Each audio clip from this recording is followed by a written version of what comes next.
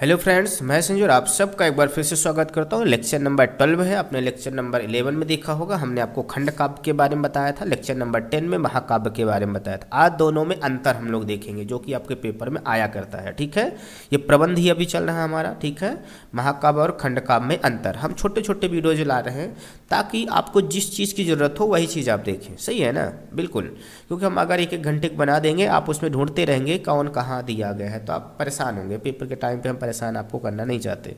ठीक है, तो चलिए खैर हम आपको इसके अंतर बताते हैं। हमने इनके बारे में डिटेल बताया और अंतर बताते आई होप कि आपको बेहतर तरीके से समझ में आएगा और आपको परेशान नहीं होना है। अगर आपने दोनों वीडियो पीछे के देखा है सभी, तो आपको ज़रूर समझ में आ जाएगा। बहुत ही आसान चीज़ें हमने आपको लेकर आए हैं। महाकाव्य और खंड काव्य में अंतर। महाकाव्य और खंड काव्य के बारे में हम लोगों ने देख लिया था। पहला अंतर देख लेते हैं। महाकाव्य में जीवन का समग्र रूप का वर्णन किया जाता है। समग्र पूरा डिटेल बताया जाता है जीवन में, जिसके बारे में भी महाकाव्य होता है। ठीक है, खंड काव्य में जीवन की किसी एक घटना का वर्णन होता है। बिल्कुल ये अंतर है। महाकाव्य में 8 या उससे ज़्यादा सर्ग होते हैं, इसमें 8 से कम होते हैं। ठीक है, एक सर्ग में होता है, मतलब कि एक भी हो सकता है, दो भी हो सकता है, 8 से कम होने चाहिए, चाहे जितने नीचे हों। ठीक है, बिल्कुल, तो ये चीज़ें होना चाहिए। और इसमें क्या अनेक छंदों का यूज होता है, हमने बताया था। इसमें एक ही छंद का, इसमें खंड काव्य में इसके लिए आवश्यक नहीं है कि अनेक छंद हो, एक छंद से भी काम चल जाएगा। ठीक है, आवश्यक नहीं है। आगे चलते हैं, हम लोग देखते हैं। चौथा नंबर दिया गया है, इसमें शांत, वीर या श्रृंगार रस में से किसी एक रस की प्रधानता होती है।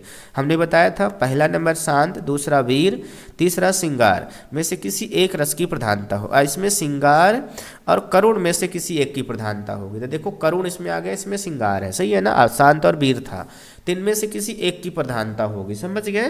तो ये चीज़ें बेसिकली चौथा अंतर हो गया आपका, इसको जरूर याद रखना है, बहुत अच्छा है। पांचवा, इसमें धर्म, अर्थ और काम और मोक्ष की प्राप्ति होती थी महाकाव्य में। इसमें इसका उद्देश्य महान होता है, केवल इसको आपके लिए मतलब उसके बारे में महानता बताई जाती ताकि आपको मोटिवेट हो और अच्छा लगे आपको। ठीक है, ये चीज़ें होती हैं। अगला देखते हैं 6 नंबर, प्रमुख महाकाव्य आपको बता देना है। जैसे रामचरितमानस बता देना है, साकेत बता देना, पद्मावत, कामायनी, इनके दो तीन थे आपको महाकाव्य को उदाहरण दे देना है। तो छठवां अंतर यही हो जाएगा।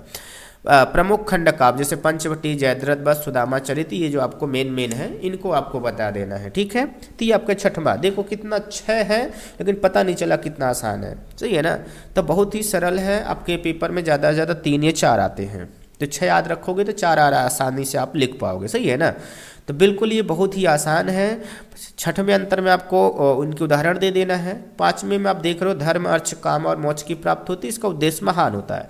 इसमें शांत, वीर और श्रृंगार होता है, इसमें श्रृंगार और करुण रस की प्रधानता होती है। ठीक है, इनमें अनेक छंदों का प्रयोग होता है, इसमें ऐसा आवश्यक नहीं है कि अनेक छंद हो। इसमें 8 या उससे अधिक सर्ग होते हैं महाकाव्य में। खंड काव्य में 8 से कम होने चाहिए, चाहे 1 हो, चाहे 4 हो, चाहे 6 हो। महाकाव्य में जीवन का समग्र रूप का वर्णन होता है, इसमें किसी एक घटना का होता है। सिंपल से ये आपको जानना है। ठीक है, तायुब को आपको समझ में आ गया होगा, बहुत ही आसान है। आप इसको नोट कर लेंगे और आप याद कर लेंगे। ठीक है, तो हम आशा करते हैं आपको बन जाएगा।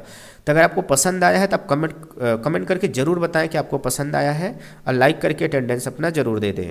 और नए हैं तो चैनल का सब्सक्राइब कर सकते हैं, दोस्तों तो को भी शेयर कर सकते हैं। ठीक है, बिल्कुल, अपने दोस्त भी आपके तैयारी कर रहे होंगे तो उनको भी कमेंट व्हाट्सअप में भेज सकते हैं। ठीक है, ये अपने स्टेटस में लगा दीजिए। जब भी वीडियो हम अपलोड करें तो आप इतना काम किया कीजिए कि अपने स्टेटस में आप ज़रूर लगा दिया कीजिए व्हाट्सअप के। ठीक है, ताकि अपने दोस्तों तक पहुँच जाता है इससे। ठीक है, बिल्कुल, तो ये हमारे लिए थोड़ा सा हेल्प आप कर सकते हैं। चलिए खैर, हम लोग मिलते हैं नेक्स्ट लेक्चर में, और नेक्स्ट लेक्चर में हम लोग आगे की चीज़ें देखेंगे। महाकाव्य खंड काव्य हो गया है, अब हम लोग देखेंगे ये प्रबंध था। अब मुक्तक काव्य में चलते हैं। ठीक है, मुक्तक काव्य में जो जो होगा उनको पढ़ लेंगे। ठीक है, तो खैर इस वीडियो में इतना ही, और हम लोग मिलते हैं नेक्स्ट वीडियो में। तब तक सभी को bye bye and take care.